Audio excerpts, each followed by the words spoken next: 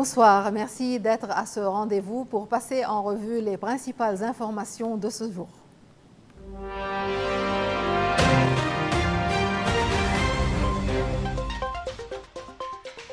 Face à l'escalade militaire avec Israël et les pressions de Washington, le guide suprême iranien Ali Khamenei hausse le ton. Dans une déclaration ferme, il réaffirme que l'Iran ne cédera ni à la peur ni à la pression internationale. Une déclaration sans ambiguïté. Le guide suprême de la République islamique, Ali Khamenei, a rejeté catégoriquement toute idée de reddition. Il a affirmé « L'Iran ne capturera pas. Nos forces armées sont prêtes et soutenues par le peuple. » Pour Khamenei, l'unité nationale est intacte. L'armée, selon ses mots, est pleinement soutenue par la population et les responsables politiques du pays. Il a ajouté « Nos forces sont en état d'alerte. Nous ne pardonnerons pas à Israël sa violation de notre espace aérien. » Après 6 nuits de frappe, le ton se durcit. Le guide suprême soutient qu'Israël a commis une grave erreur et qu'il en paiera le prix. Il a aussi ajouté « L'Iran affirme que toute attaque future sur son territoire sera traitée sans tolérance et promet des conséquences graves et irréparables en cas d'intervention américaine. Toute attaque de Washington aura un prix élevé. L'avenir de l'Iran ne sera jamais dicté de l'extérieur, a-t-il conclu. Les affrontements entre Israël et l'Iran se poursuivent. Tandis qu'Israël bombarde des installations sensibles à Téhéran, Donald Trump appelle à la capitulation immédiate du régime iranien. La tension est à son comble au Moyen-Orient. La majorité des missiles ont été interceptés, mais les pertes s'alourdissent. 224 morts côté iranien selon Téhéran et 24 en Israël. Explosion au-dessus de Téhéran, images de missiles interceptés. Bruit sourd de détonation.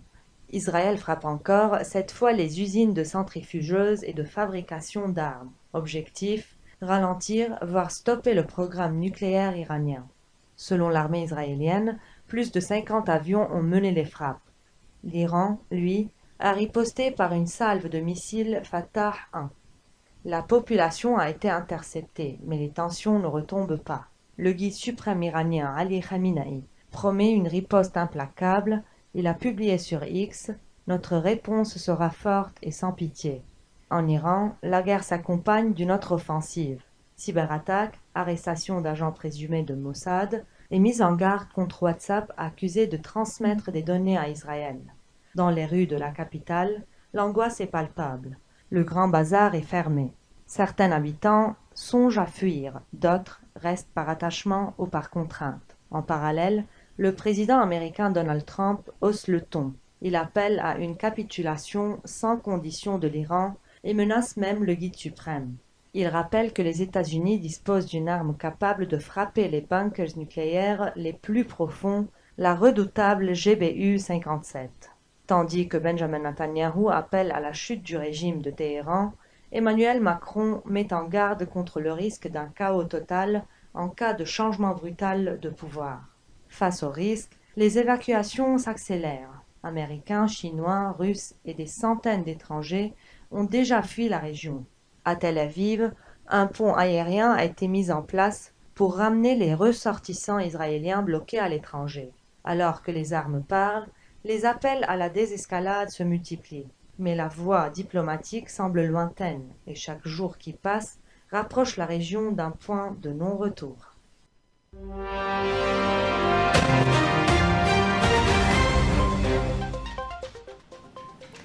Donc, le président américain Donald Trump exige la capitulation sans condition de l'Iran alors que les frappes s'intensifient des deux côtés.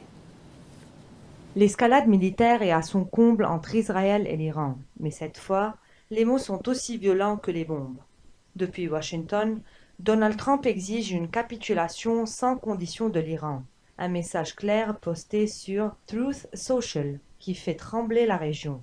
Réunis dans la salle de crise, le président américain évalue une participation militaire directe, même s'il continue d'affirmer privilégier la diplomatie.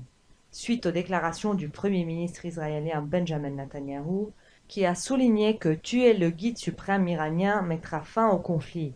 Le président américain a affirmé « Nous savons où il se cache, mais nous ne le tuerons pas, du moins pour l'instant. Pendant ce temps, le monde appelle à la retenue. Macron parle de chaos, Poutine et Erdogan de cessez-le-feu, mais Trump, lui, ne veut pas d'un simple cessez-le-feu. Et face à cette escalade du conflit entre Israël et l'Iran, les États-Unis ferment leur ambassade à Jérusalem jusqu'à vendredi. En réponse à la confrontation militaire en cours entre Israël et l'Iran, les États-Unis ont décidé de fermer temporairement leur ambassade à Jérusalem. Un avis publié sur le site officiel de l'ambassade annonce sa fermeture du mercredi 18 au vendredi 20 juin, suivant les directives du commandement israélien du front intérieur. Les autorités américaines appellent également leurs ressortissants à la prudence. Tous les employés gouvernementaux et leurs familles ont reçu l'ordre de rester confiés, à domicile ou à proximité, jusqu'à nouvel ordre. Une task force a été mise en place par le département d'État pour informer et assister les Américains présents au Moyen-Orient dans un contexte régional de plus en plus instable. Les États-Unis déconseillent désormais tout déplacement en Israël et en Irak et interdisent fermement tout voyage en Iran, peu importe les raisons. Déjà, une réduction du personnel diplomatique a été opérée à l'ambassade américaine en Irak. Le personnel non essentiel et leurs familles ont reçu l'autorisation de quitter le territoire. À Washington, le président Donald Trump a convoqué en urgence son Conseil de sécurité nationale à la Maison-Blanche. Une réunion stratégique qui intervient quelques heures après son appel à la reddition de l'Iran, en réaction à l'offensive israélienne contre le programme nucléaire de Téhéran. Le spectre d'une implication militaire directe des États-Unis dans le conflit se précise, alors que la région s'enfonce un peu plus dans l'incertitude. Dans l'arsenal américain, une arme concentre tous les regards, la GBU-57. Capable de percer des dizaines de mètres sous terre, cette bombe pourrait être la seule à même de frapper le cœur du programme nucléaire iranien. Une option stratégique si Washington décidait d'intervenir militairement aux côtés d'Israël. Son nom, GBU-57. Son poids, plus de 13 tonnes. Sa mission, détruire les sites les plus enfouis du programme nucléaire iranien. Une ogive unique au monde que seuls les États-Unis détiennent. Conçue pour pénétrer jusqu'à 60 mètres de profondeur, cette bombe dite anti-bunker est l'arme stratégique de choix pour Washington si Donald Trump décide de s'impliquer directement dans le conflit. Tous les yeux sont braqués sur Fordo, un site ultra-sensible enfoui dans la montagne. Jusqu'ici, aucune frappe israélienne ne l'a endommagé. Trop profond pour les bombes israéliennes, Fordo reste intact. Seuls les B-2 américains peuvent larguer la GBU-57 et ainsi atteindre le cœur battant du programme nucléaire de Téhéran. La GBU-57 n'a encore jamais été utilisée en combat réel. Si elle entrait en scène, ce serait le signal d'un tournant majeur dans la guerre Israël-Iran et dans l'équilibre stratégique régional.